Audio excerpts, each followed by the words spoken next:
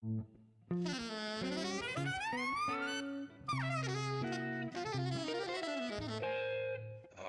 Jazz.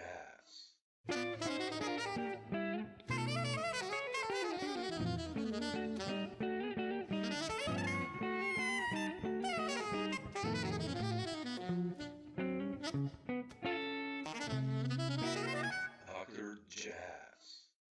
And I met the Brecker Brothers at this place called Max's Kansas City, which was a famous like artists and rockers hangout.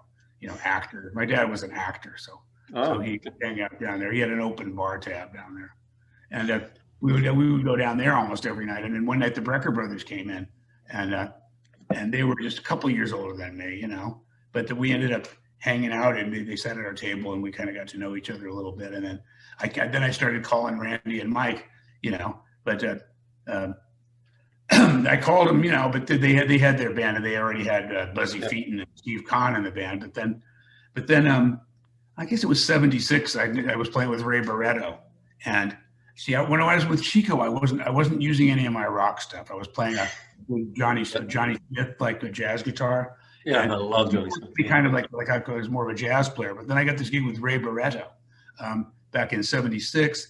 And we played a gig at the Bottom Line, and I started using distortion again. I had a distortion box, and I could do that much easier than any of the other New York guys because I came out of rock and roll. You know, yeah. I was a rock and roller that changed to jazz rather than a jazz player that tried to play rock. So I could do it. And then Randy was in the audience that night, and I guess that changed his mind because then they called me to be on the heavy metal bebop band. Yeah. You know. Yeah. And. You know, but because I was able to use the distortion and play real screaming rock guitar, you know, convincingly, you know, and a lot of jazz guitar players, they can't bend a note at all. They sure. Never, you know what I mean? Sure. And even band was on fire. It was on fire. We were cooking. There's another recording that I heard from that same tour. It was in Stockholm. Oh, wow.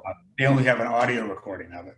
Well, they only have audio of this one too, but I mean, I like the performance was even better sounding in Stockholm than on that record. Really? That record's good though, you know.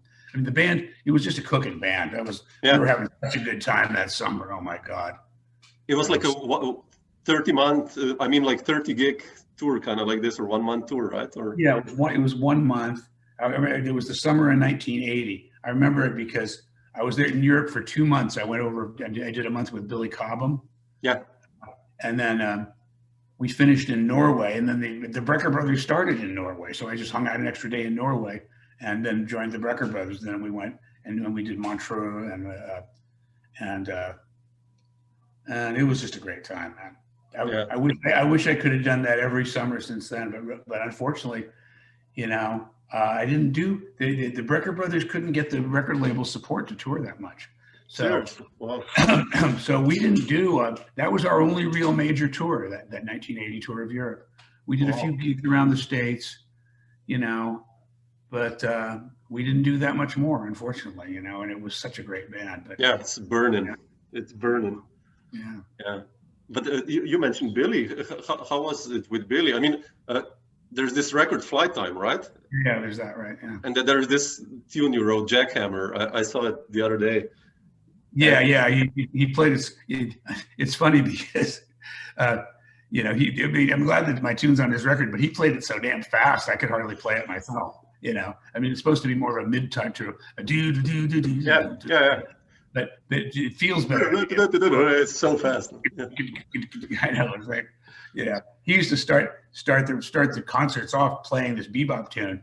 It was like, you know, and especially if you're playing outside and it was a cold night, you know, man, to warm your fingers up to play at that tempo was not easy, you know. But yeah, Billy's great. I mean, I've been hoping I can play again with him. You know, we're in touch on Facebook and stuff. He actually said if I could have got to Switzerland, if I could have got to Europe by last October, we could have done some gigs. But you know, yeah, he just had a hip replacement operation, so he's recuperating from that.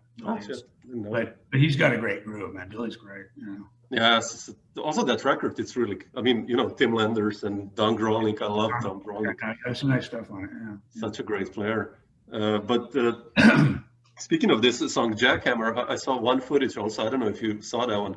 You and Mike Brecker, and I don't know who's the rhythm section. It's your band. From, yeah, from 7th Avenue South, probably. Yeah. Man, you guys are. My friend John Hammond. He luckily he had a little TV. We've been friends since high school, and he was one of the first guys that I know to get a personal video camera. When the first Sony Betamax came out, he was there getting one, and so he ended up, he filmed a lot of stuff that I did live, and he would just go around and film all kinds of people. He's got thousands of hours of video that he shot back in those days. Like, there's the videos with me and Jocko from 55 Grand. Have you seen that stuff? No, really. I have to check it out. Wow. There was 2 nights. It was one night with it was me, Jocko, Mike Stern, Richie Morales. That was the band with like 2 guitars and bass and drums, and then on the second night, Randy Brecker was playing also. Seriously? And, wow. Yeah. You can find it if you Google up. If you check it out. Yeah. Barry Finnerty and Jaco Pastorius. There's a bunch of stuff. The video quality is pretty bad, but.